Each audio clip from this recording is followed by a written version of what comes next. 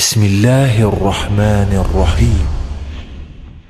به نام الله بخشنده مهربان. الحمد لله الذي له ما في السماوات وما في الأرض وله الحمد في الآخرة وهو الحكيم الخبير. ستایش مخصوص الله است که آنچه در آسمان ها و زمین است از آن اوست و در آخرت نیز ستایش از آن اوست و او حکیم آگاه است. يعلم ما يلج في الأرض وما يخرج منها وما ينزل من السماء وما يعرج فيها وهو الرحيم الغفور. هر چیزی در زمین فرو می رود و هر چه از آن بیرون می آید و آنچه از آسمان فرود می آید و آنچه به سوی آن بالا می رود همه را می داند و او مهربان آمرزنده است. وقال الذين كفروا لا تأتينا الساعة قل بلى وربي لتأتينكم عالم الغيب لا يعزب عنه مثقال ذرة في السماوات ولا في الأرض ولا أصغر من ذلك ولا أكبر إلا في كتاب مبين. کافران میگویند قیامت هرگز به سراغ ما نخواهد آمد. ای پیامبر بگو آری، سوگند به پروردگارم که از عالم غیب آگاه است، قیامت قطعاً به سراغتان می آید. همسنگ ذره‌ای در آسمان ها و زمین از او پوشیده نیست و کوچکتر و بزرگتر از آن ذره چیزی نیست مگر آنکه در کتابی آشکار ثبت است. لیجزی الذین آمنوا وعملوا الصالحات اولئک لهم مغفرة ورزق کریم. تا کسانی را که ایمان آورده اند و کارهای شایسته انجام داده اند پاداش دهد. برای ایشان بخشایش و روزی ارزشمندی در پیش است. والذین سعوا فی آیاتنا معاجزین اولئک لهم عذاب من رجز الیم. و کسانی که در راه انکار و تکذیب آیات ما میکوشند تا به پندار خیش ما را درمانده کنند، برایشان عذابی سخت و دردناک در پیش است. و یرى الذین اوتوا العلم الذی انزل الیک من ربک هو الحق و یهدی الی صراط العزیز الحمید. اهل دانش می‌دانند آنچه که از سوی پروردگارت بر تو نازل شده حق است و به راه الله شکست ناپذیر ستوده هدایت می کند. وقال الذين كفروا هل ندلكم على رجل ينبئكم إذا مزقتم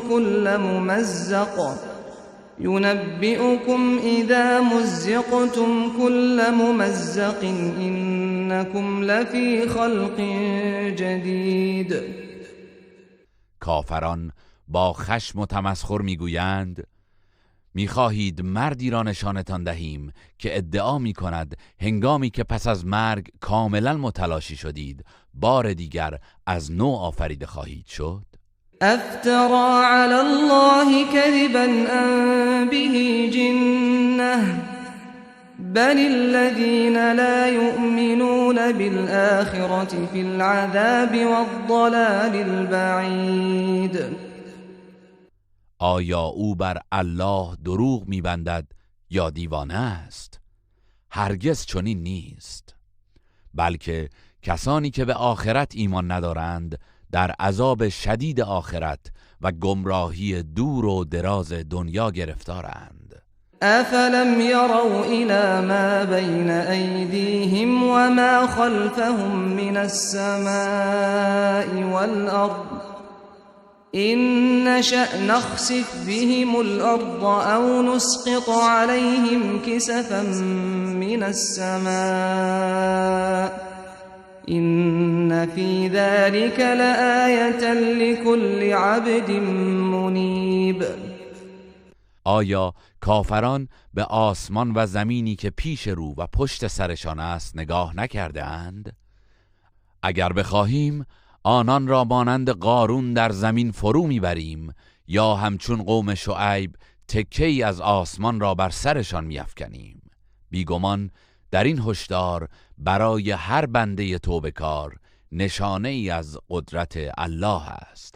ولقد آتینا داود منا فضلا یا جبال اوبی معه والطیر وألنا له الحدید. ما به داوود از سوی خود فضیلت حکمرانی و نبوت بخشیدیم و گفتیم ای کوه ساران و ای پرندگان در ستایش و نیایش با او هماواز شوید و آهن را برایش نرم کردیم تا هرچه میخواهد بسازد. ان اعمل سابغات وقدر فی السرد واعملوا صالحا انی بما تعملون بصیر. به او دستور دادیم که زره های بلند و فراخ بساز و در زره بافی سنجیده و دقیق کار کن و نیکوکاری کنید که بی تردید من هر آنچه را که انجام می دهید می بینم.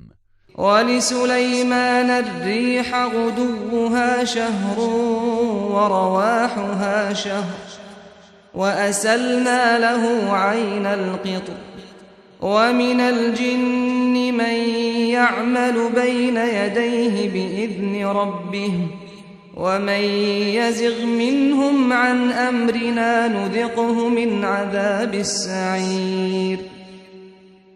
و برای سلیمان باد را به خدمت گماشتیم که در وزش صبحگاهان مسیر یک ماهه را طی می کرد و شامگاهان نیز مسیر یک ماهه را می پیمود و چشمه مس مذاب را برایش روان ساختیم و گروهی از جنیان به فرمان پروردگارش در خدمت او کار می کردند و هر یک از آنان که از فرمان ما سرپیچی می کرد به او عذاب آتش سوزان را می چشاندیم.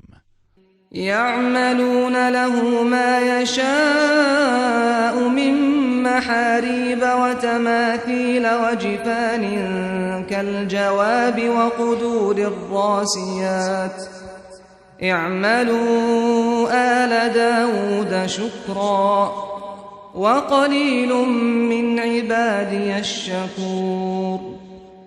آنها برای سلیمان هر چه می‌خواست می‌ساختند.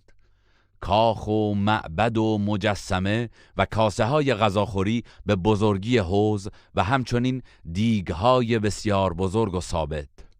به آنان گفتیم ای آل داوود سپاس این همه نعمت مرا به جا آوردید، ولی اندکی از بندگانم سپاس گذارند.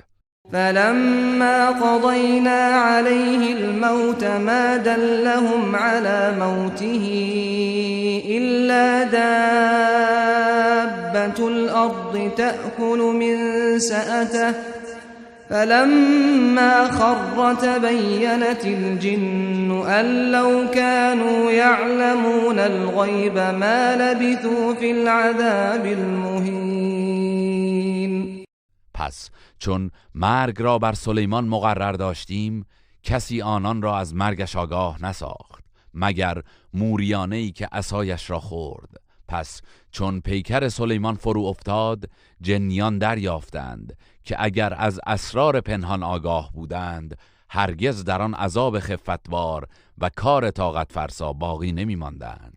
لقد كان لسبإ في مسكنهم آية جنتان عن يمين وشمال كلوا من رزق ربكم واشكروا له بلدة طيبة ورب غفور. در محل سکونت قوم سبع 2 باغ بزرگ از سمت راست و چپ قرار داشت که نشانه ای از قدرت و بخشش الهی بود. به آنان گفتیم از روزی پروردگارتان بخورید و شکرگزارش باشید. سرزمینی پاک و پروردگاری آمرزنده دارید. فأعرضوا فأرسلنا عليهم سيل العرم وبدلناهم بجنتيهم جنتين ذواتي أكل خمط وأثل وشيء من سدر قليل. اما آنان از شکر و ایمان روی گرداندند، پس ما سیلی ویرانگر به سویشان روان کردیم و باغهای پرمحصول آنان را به باغهای بی ارزش بدل ساختیم که تنها میوه‌های تلخ و درختان گز و اندکی درخت سدر داشت. ذلك جزيناهم بما كفروا وهل نجازي إلا الكفور. به سزای ناسپاسیشان آنان را چنین کیفر دادیم و آیا ما جز ناسپاسان را مجازات می‌کنیم؟ وجعلنا بينهم وبين القرى التي باركنا فيها قرى ظاهرة وقدرنا فيها السير سيروا فيها ليالي وأياما آمنين. و میان قوم سبع در یمن و سرزمین‌های شام که به آنها برکت داده بودیم شهرهایی خرم و به هم پیوسته قرار دادیم و سیر و سفری آسان در فواصل آنها مقرر کردیم و به آنان گفتیم در این آبادی‌ها در امن و امان شب و روز به خوشی سفر کنید. فقالوا ربنا باعد بين أسفارنا وظلموا أنفسهم فجعلناهم أحاديث ومزقناهم كل ممزق إن في ذلك لآيات لكل صبار شكور. اما آنان با ناسپاسی گفتند پروردگارا میان سفرهای ما فاصله بیشتری ایجاد کن تا ارزش اسبها و شترهایمان نمایان گردد و بینوایان نتوانند همچون ثروتمندان به راحتی سفر کنند. آنان به خود ستم کردند و ما نیز سخت متلاشی و پراکندهشان ساختیم و سرگذشت ایشان را داستانی عبرت آموز برای دیگران قرار دادیم. به راستی که در این ماجرا برای هر شکیبای سپاسگزار نشانه‌هایی از قدرت الهی است. ولقد صدق عليهم إبليس ظنه فاتبعوه إلا فريقا من المؤمنين. و یقینا ابلیس گمان خود را درباره فریب آنان محقق کرد، پس جز گروهی اندک از مؤمنان همگی از او پیروی کردند. وما كان له عليهم من سلطان إلا لنعلم من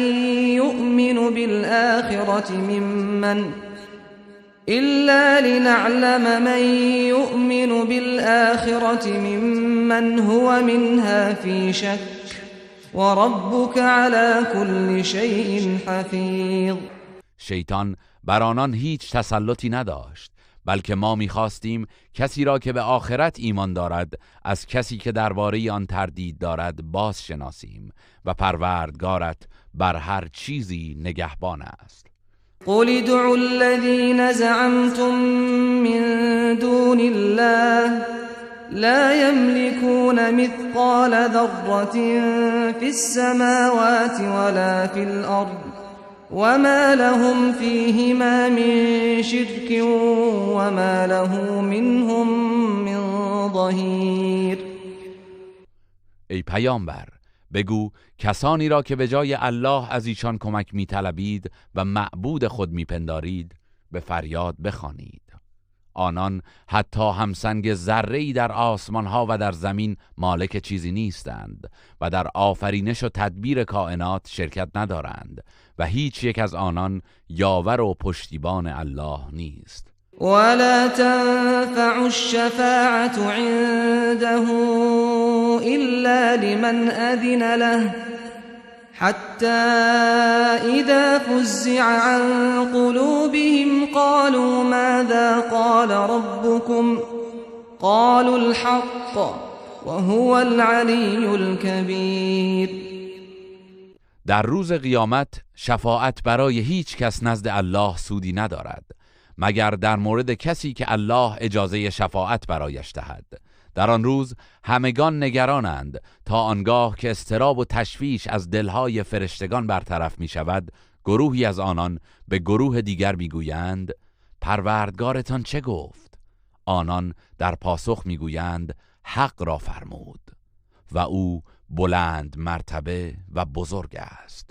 قل من يرزقكم من السماوات والأرض قل الله وإنا أو إياكم لعلى هدى أو في ضلال مبين.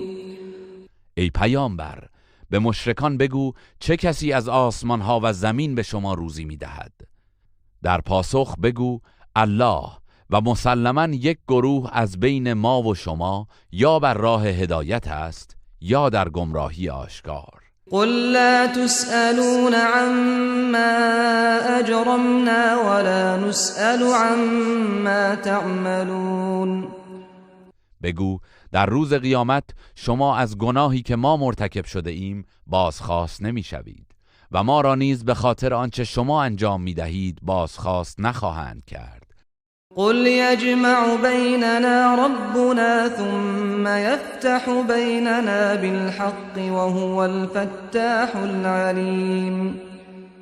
بگو در آن روز پروردگارمان همگی ما را گرد می آورد، آنگاه میان ما به حق داوری خواهد کرد و او داور داناست. قل اروني الذين الحقتم به شركاء كلا بل هو الله العزیز الحکیم. بگو کسانی را که در قدرت و تدبیر شریک الله ساخته اید به من نشان دهید تا مشخص شود که آیا قدرت آفرینش دارند؟ هرگز، بلکه او الله شکست ناپذیر حکیم است. وما أرسلناك إلا كافة للناس بشيرا ونذيرا ولكن أكثر الناس لا يعلمون. ای پیامبر، ما تو را برای همه مردم بشارت دهنده و بیم دهنده فرستادیم، اما بیشتر مردم این حقیقت را نمی‌دانند. ويقولون متى هذا الوعد إن كنتم صادقين. کافران میگویند اگر راست گویید این وعده قیامت کی خواهد بود؟ قل لكم ميعاد يوم لا تستأخرون عنه ساعة ولا تستقدمون.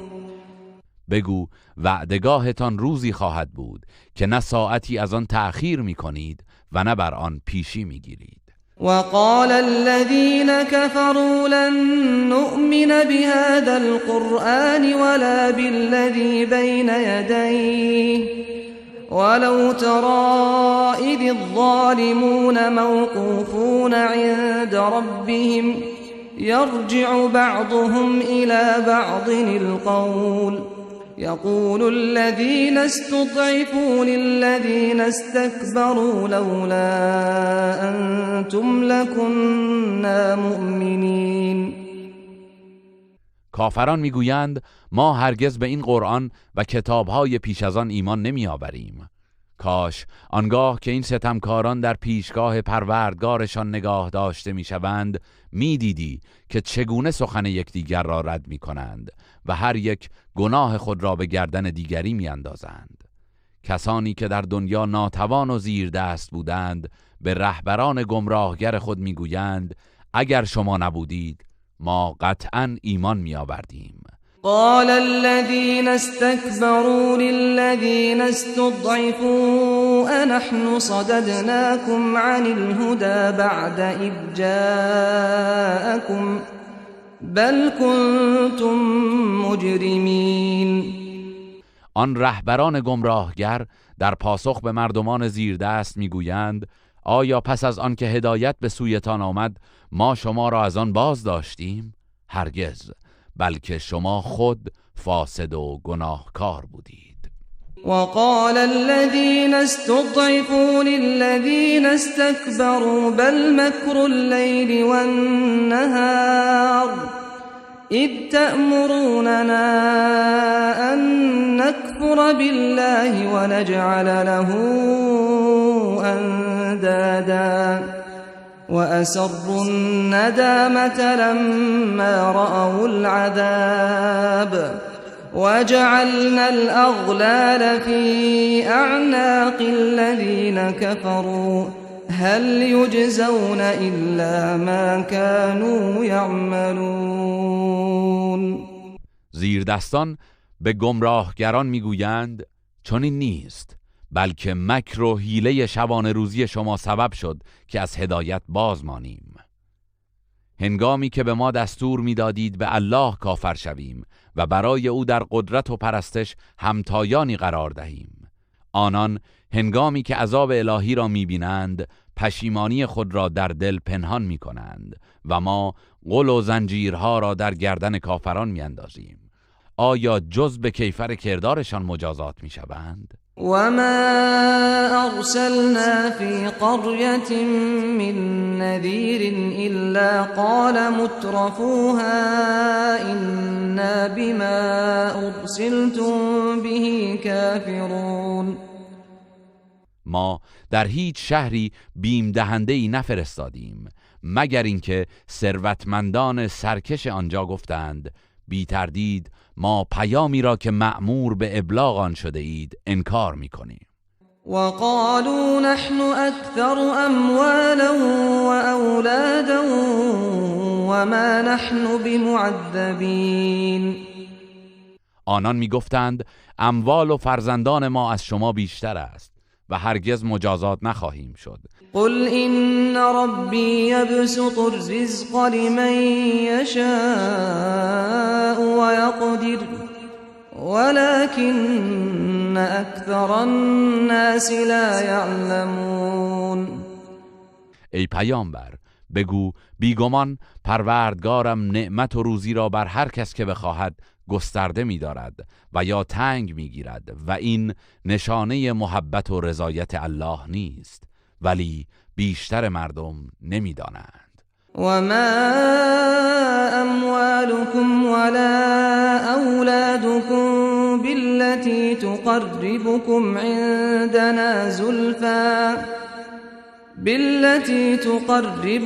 عندنا زلفى إلا من آمن وعمل صالحا فأولئك لهم جزاء الضعف بما عملوا وهم في الغرفات آمنون.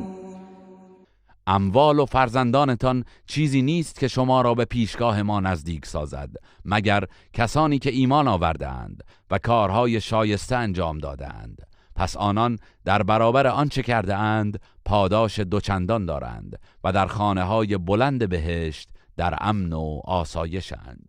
والذين يسعون في آياتنا معاجزين أولئك في العذاب محضرون. و کسانی که در راه انکار و تکذیب آیات ما میکوشند تا به پندار خیش ما را درمانده کنند به عذاب دوزخ فراخوانده میشوند.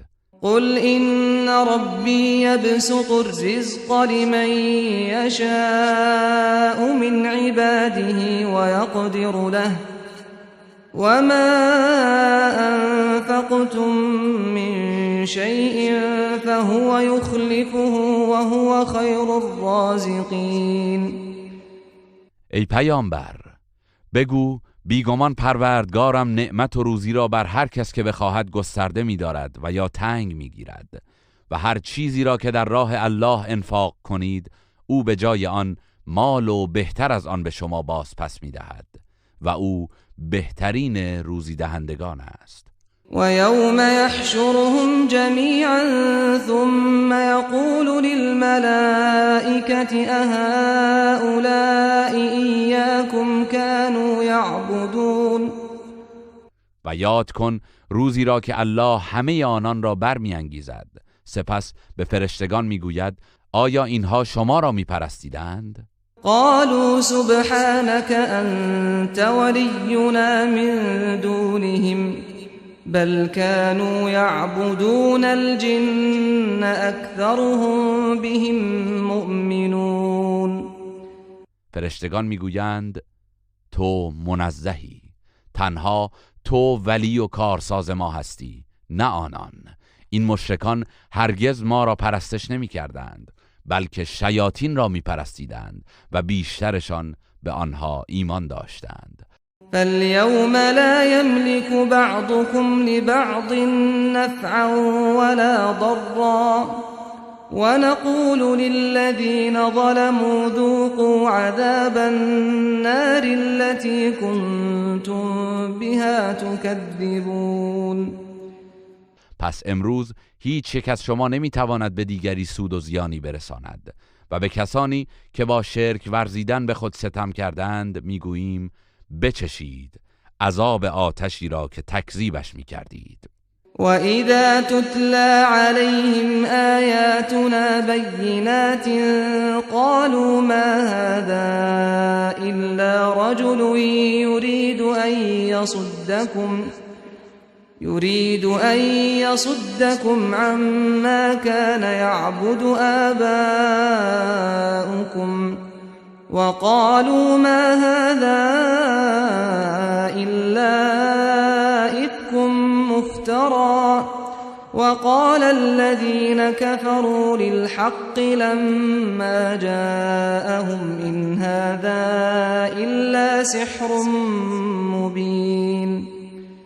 هنگامی که آیات روشن ما بر کافران خوانده می شود میگویند این مرد میخواهد شما را از آن چه نیاکانتان میپرستیدند باز دارد و میگویند این قرآن سخنان دروغی است که به الله نسبت میدهد و کافران درباره سخن حقی که به آنان رسید گفتند این قرآن جادویی آشکار است. و ما آتیناهم من کتب یدرسونها وما ارسلنا الیهم قبلك من نذیر. ما پیش از این قرآن کتابی به مشرکان ندادیم که آن را بخوانند و با استناد مطالبش تو را تکذیب کنند و پیش از تو هیچ بیم دهنده‌ای به سویشان نفرستادیم. وكذب الذين من قبلهم وما بلغوا معشار ما آتيناهم فكذبوا رسلي فكيف كان نكير. مردمی که پیش از ایشان بودند نیز پیامبران الهی را دروغگو شمردند، حالان که این مشرکان حتی 1/10 ثروت و امکاناتی را که به آنان داده بودیم در اختیار ندارند. با این حال آنان پیامبرانم را تکذیب کردند، پس بنگر که مجازات من چگونه بود.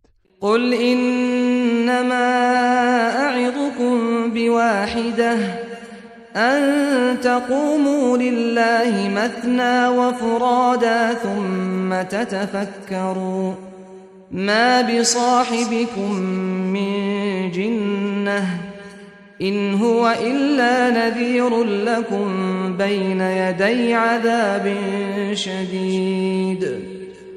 ای پیامبر به مشرکان بگو من فقط شما را به انجام یک کار توصیه می کنم، به صورت انفرادی یا جمعی خالصانه برای الله برخیزید، سپس در احوال و زندگی پیامبر بیندیشید تا بدانید که این همنشین شما دیوانه نیست، او بیم دهنده است که پیشاپیش عذاب شدید آخرت برای هدایت شما آمده است. قل ما سألتكم من أجر فهو لكم إن أجري إلا على الله وهو على كل شيء شهید. ای پیامبر بگو هر پاداشی که برای رسالتم از شما خواستم برای خودتان باشد. پاداش من تنها بر عهده الله است و او بر همه چیز گواه است. قل إن ربي يقذف بالحق علام الغیوب. ای پیامبر بگو بیگمان پروردگارم که دانای رازهای نهان است استدلالهای حق را بر باطل فرو می‌افکند و آن را به تمامی نابود می‌سازد. قل جاء الحق وما يبدئ الباطل وما يعيد. ای پیامبر بگو حق فرا رسید و باطل نمیتواند تأثیر و قدرت جدیدی پدیدار کند و نه نفوذ گذشته‌اش را بازگرداند. قل إن ضللت فإنما أضل على نفسي وإن اهتديت فبما يوحي إلي ربي إنه سميع قریب. ای پیامبر بگو اگر من با ابلاغ این پیام گمراه شده باشم تنها به زیان خیش گمراه شدم و اگر هدایت یافته باشم به سبب کلامی است که پروردگارم بر من وحی می کند. یقینا او شنوای نزدیک است. ولو ترى إذ فزعوا فلا فوت وأخذوا من مكان قریب. کاش هنگامی را می دیدی که فریاد وحشت کافران از مشاهده عذاب بلند می شود اما نمی توانند از آن بگریزند و آنها را از جای نزدیکی که حتی انتظارش را ندارند دستگیر می کنند. وقالوا آمنا به وأنا لهم التناوش من مكان بعید. آنان در این حال میگویند به قیامت ایمان آوردیم اما اکنون که مرده اند چگونه میتوانند از فاصله دور به ایمان دست یابند؟ وقد كفروا به من قبل ويقذفون بالغیب من مكان بعید. این در حالی است که آنان در دنیا به قیامت باور نداشتند و با گمانها و تهمتهای ناروا از دور تیری به تاریکی می‌افکندند. وحیل بینهم و بین